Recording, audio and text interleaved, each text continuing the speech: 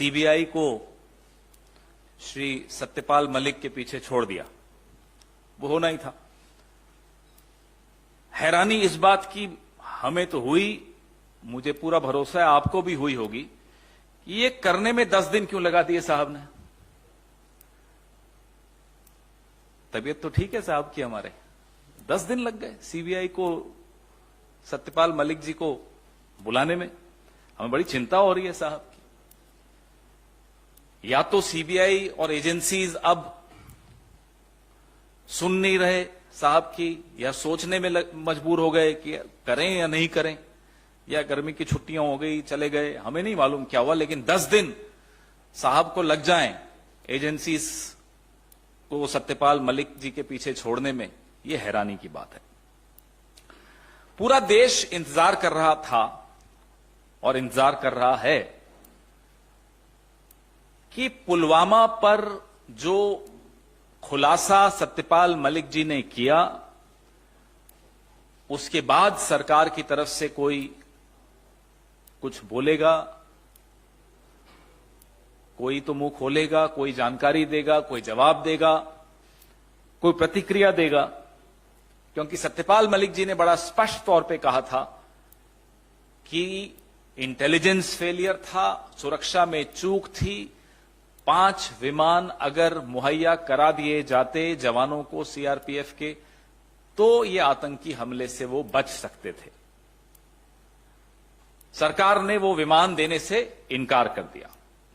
यह बात 2019 में 14 फरवरी की शाम को जब प्रधानमंत्री जी को फोन पर सत्यपाल मलिक जी ने बताई कि साहब ये लापरवाही है, ये चूक है जिसके चलते हमारे जवान शहीद हुए हैं, तो प्रधानमंत्री जी ने उन्हें कहा तुम चुप रहो, ये कोई और चीज है। इतना बड़ा खुलासा सत्यपाल मलिक जी ने किया, एक इंटरव्यू में किया। उसके बाद भी एकदम चुप्पी सरकार की तरफ से। हां, ट्रोल आर्मी जो है इनकी सत्यपाल मलिक जी के पीछे पड़ गई है, लेकिन सरकार की तरफ से कोई बयान नहीं आया, कोई प्रतिक्रिया नहीं आई। सत्यपाल मलिक जी ने भ्रष्टाचार के विषय में भी कुछ कहा कि प्रधानमंत्री को भ्रष्टाचार से कोई नफरत नहीं है। उन्होंने उदाहरण दिया गोवा के, जब वो राज्यपाल थे और उन्होंने प्रधानमंत्री के संज्ञान में गोवा के मुख्यमंत्री का जो भ्रष्टाचार है वो जब लाए, तो कार्रवाई मुख्यमंत्री पर नहीं हुई। आज भी वो मुख्यमंत्री हैं, लेकिन सत्यपाल मलिक जी को आनन फानन में हटा दिया गया गोवा से। एक विशेष विमान भेजा गया उनको कि यहां से रवाना करो, यहां बैठो भी नहीं, रुको भी नहीं, एक दिन भी नहीं रुको। तो सत्यपाल मलिक जी ने अदानी जी वाले मुद्दे पर भी अपने विचार रखे कि प्रधानमंत्री को यह अदानी वाला जो मामला है वो बहुत भारी पड़ने वाला है। ये तमाम कारण बिल्कुल स्पष्ट तौर पे बताते हैं कि सीबीआई, ईडी और तमाम एजेंसीज अब सत्यपाल मलिक जी का पता उन्हें मिल गया हो, अब वो जा रहे हैं।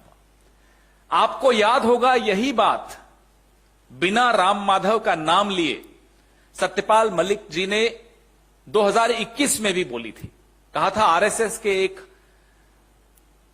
व्यक्ति हैं जो प्रधानमंत्री के बहुत नजदीकी हैं, वो 1-2 प्रोजेक्ट्स में बड़ी रुचि रख रहे हैं जिसमें 300 करोड़ की रिश्वत इन्हें सत्यपाल मलिक जी को भी मिल सकती है। उसके बाद भी सीबीआई ने सत्यपाल मलिक जी का स्टेटमेंट रिकॉर्ड किया था 2021 की अक्टूबर में। आज फिर से खबर तो यह आ रही है कि सत्यपाल मलिक जी का स्टेटमेंट सीबीआई रिकॉर्ड करने वाली है। जिस व्यक्ति का नाम लिया उसके बारे में कोई जानकारी? क्या राम माधव से कोई पूछताछ हुई सीबीआई की तरफ से? कोई और एजेंसी का नोटिस उन्हें गया? अगर गया तो यह जानकारी सार्वजनिक क्यों नहीं की जा रही?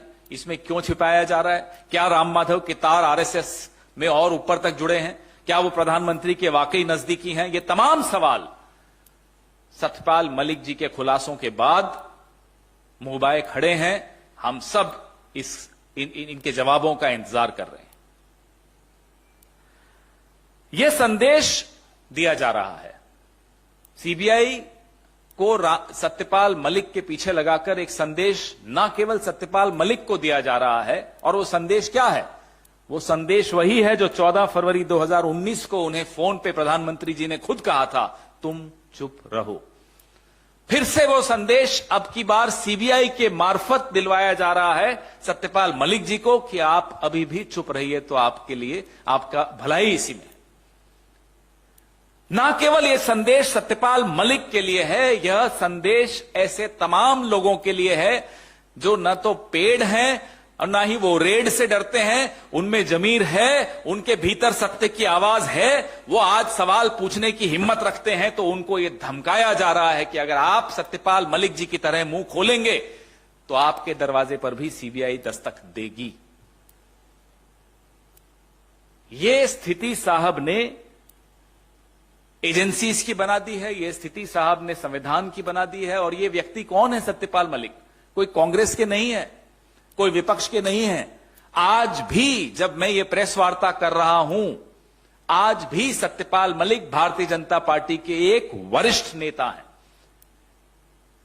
आज से कुछ महीनों पहले तक वो प्रधानमंत्री के एक चहेते नेता थे। आज से कुछ महीनों पहले वो राज्यपाल भी थे। आज से 1.5 साल पहले वो जम्मू कश्मीर जैसे संवेदनशील राज्य के राज्यपाल थे, 2-2.5 साल पहले। तो लगातार आपने उनको एक से एक अच्छी पोस्ट दी। आज जब वो कुछ सवाल पूछ रहे हैं तो आप सीबीआई उनके पास भेज रहे हैं। जिस पर आरोप लगाया,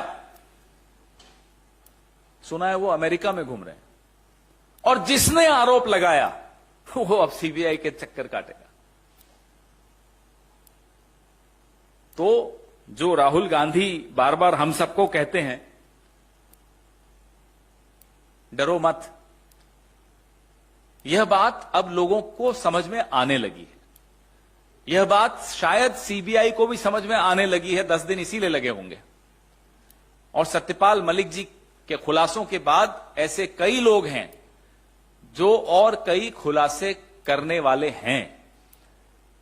इस सरकार के 9 साल जिस तरह से गुजरे हैं, जिस तरह से निर्णय लिए गए हैं, जिस तरह की नीतियां निर्धारित की गई हैं, ऐसी कई चीजें हैं जो इन्हें ये छुपाना चाहते हैं, और ऐसे कई लोग हैं जो वो बातें बताना चाहते हैं।